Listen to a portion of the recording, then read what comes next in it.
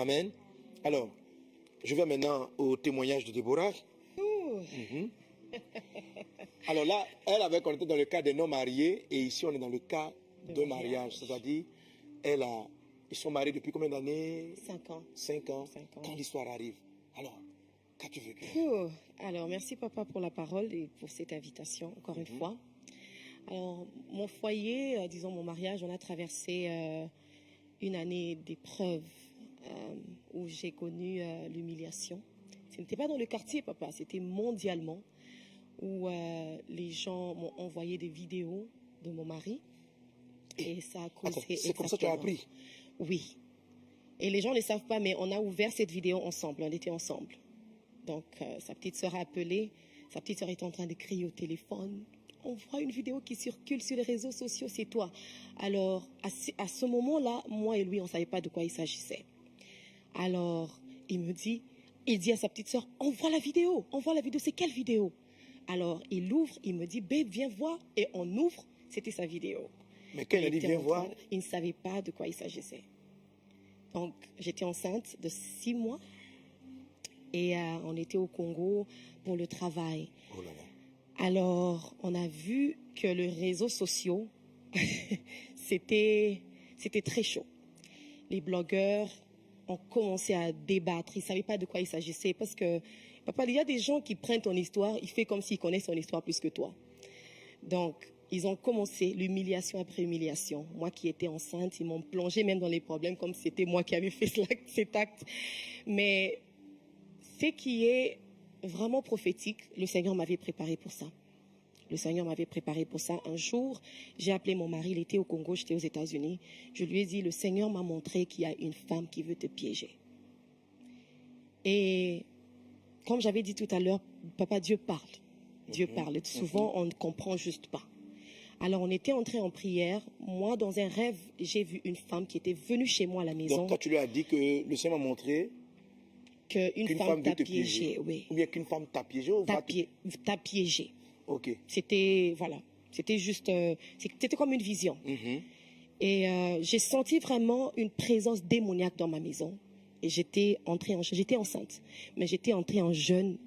J'ai prié, j'ai vu une femme venir, elle a signalé à gauche, à droite, elle a sorti, je ne sais pas quel esprit en elle qui est entré dans ma maison. Alors j'ai demandé à mon mari si on pouvait entrer en prière, on est entré en prière, on a commencé à prier. Là, elle était au Congo, toi tu étais Il était au Congo. Donc vous avez prié Oui, en distance, okay. Voilà. Alors je pars en Afrique du Sud déposer les enfants chez ma mère pour que je le rejoigne au Congo. C'est le jour que la vidéo a été envoyée. Alors, long story short, on a traversé des moments très difficiles. Papa, ce qui est vrai, moi, Déborah Lucalo, comme je me connais, je n'allais jamais pardonner. Jamais. Mais la manière dont le Seigneur m'a calmé dans la tempête, qui est d'ailleurs, mon album s'intitule Trust in the Storm, qui veut dire le calme dans la tempête. Donc, faire confiance en Dieu dans la tempête. Une chose que je sais, Dieu ne nous entraîne pas. Les soldats ne sont pas entraînés pour la paix. Ils sont entraînés pour la guerre. Donc, moi, je savais déjà que j'étais en guerre et que je devrais me calmer, écouter mon mari, parce qu'il disait toujours qu'il devrait voir notre parrain. Il devrait voir notre parrain. Et il disait ça avant l'histoire? Avant cette histoire. Oui. Alors, il avait peur de me dire, et bon, long story short, comme je veux dire, papa, c'était très long. Ça a impliqué la famille. Donc, du coup, pour moi, j'ai voulu les divorces. Mais je regardais, papa, je me suis dit, j'ai vraiment écrit les bienfaits, les qualités de mon mari. Et j'ai écrit ses défauts. J'ai vu que ses qualités dépassaient les défauts. J'ai décidé de rentrer. Mais il y a un message que Dieu m'avait donné. J'avais enlevé ma bague, papa, j'ai pris mes habits, j'étais très fâchée. Les gens me voient sur les réseaux sociaux, ils croient que je n'avais rien fait. Mais it was a whole process. Je devrais me poser tant de questions si je devrais rester dans le foyer ou pas. Et c'était douloureux parce que j'étais enceinte un moment. Donc pendant 3 jours, mon bébé ne bougeait pas. It was hell in my marriage. C'était l'enfer dans son mariage. Voilà. Alors, mon mari m'a demandé pardon. Et papa, ce qui est bon dans ça, mon mari et moi, on a toujours cru dans le ministère de mariage. Donc, on tenait des conférences sur Instagram où on parlait sur le mariage. Beaucoup de gens disaient que c'était trop tôt pour nous de le faire parce qu'on avait 2 ans, 3 ans de mariage. On avait des messages. Toi, tu veux nous prêcher quoi? Tu n'as rien à nous dire. Ça fait seulement 3 ans que tu es marié. Moi, j'aime beaucoup le mariage. Jusqu'aujourd'hui, je dis, si je pouvais me remarier, j'allais toujours me remarier avec cet homme-là. Mais, malheureusement, ou je dirais heureusement, parce que ça nous a rendus très forts. Cette épreuve est venue et aujourd'hui, je suis en mesure de dire à une femme que c'est possible que tu traverses l'épreuve et que Dieu puisse te guérir. Je dirais encore, papa, que ce n'est pas le mariage qui te rend heureux. C'est 2 personnes heureuses qui rendent un mariage heureux. Donc, les gens me voyaient sur les réseaux sociaux, mais tu souris pourquoi? Tu fais semblant pourquoi?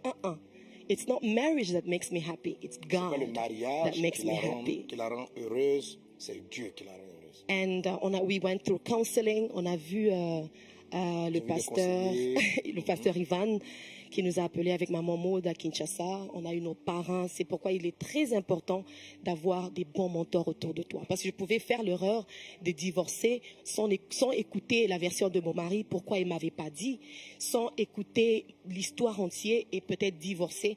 Mais parce que j'avais des bonnes personnes autour de moi, mes parents, ma mère, les pasteurs qui étaient là, ils m'ont conseillé. J'ai écouté l'histoire de mon mari et on a conclu.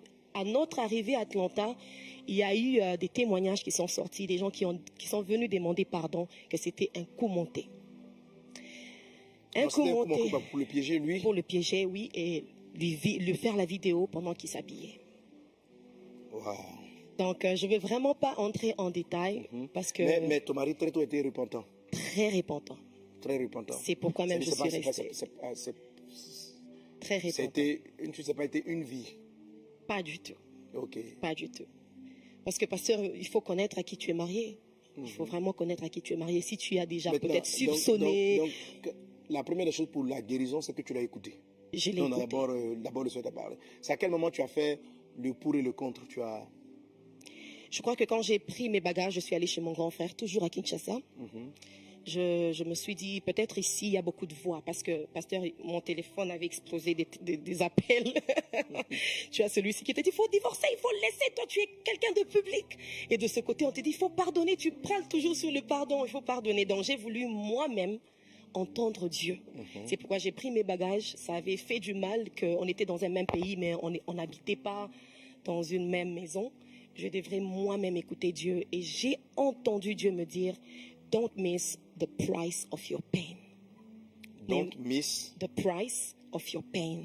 Ne manque pas le prix de ta douleur. De ta douleur. Voilà. C'est pour dit quoi, ne manque pas le prix de ta douleur. Voilà. Don't miss it. Donc, Dieu a un plan. Alors, c'est pourquoi j'ai écrit le livre qui s'appelle Your Pain Has a Purpose. God is not a waster.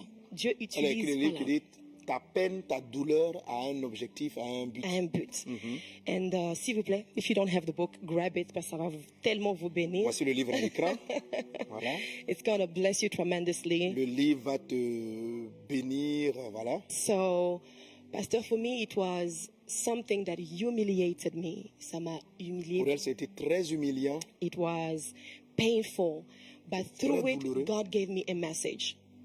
Mais au travers de cela, Dieu lui a donné un message. Et c'est pourquoi je veux dire à quelqu'un que toute épreuve que tu traverses, Dieu a un plan. God always has a plan with it. And today, papa, moi j'aimais beaucoup le mariage. J'ai parlé toujours sur le mariage. Dieu a dit, tu veux que je t'utilise dans le domaine de foyer? Ok, je te donne cette épreuve. Ah là là, encore on dit Yako. Très beau témoignage, amen. Et tu vois, Déborah, à l'intérieur de ton témoignage, on a le process du Saint-Esprit. Comment est-ce qu'on est guéri? Amen. Alors, ce que je vais partager avec toi, donc, sur la base de la parole de Dieu, c'est comment est-ce que tu te sors d'une situation pareille? Amen. Je vais traiter quelques points, je ne pourrai pas tous les dire. Comment Dieu te sort de la situation pareille? Et ici, vous avez vraiment opéré le travail du Saint-Esprit. Amen. Ce qu'elle a vécu, c'est le travail du Saint-Esprit. Amen. Alors,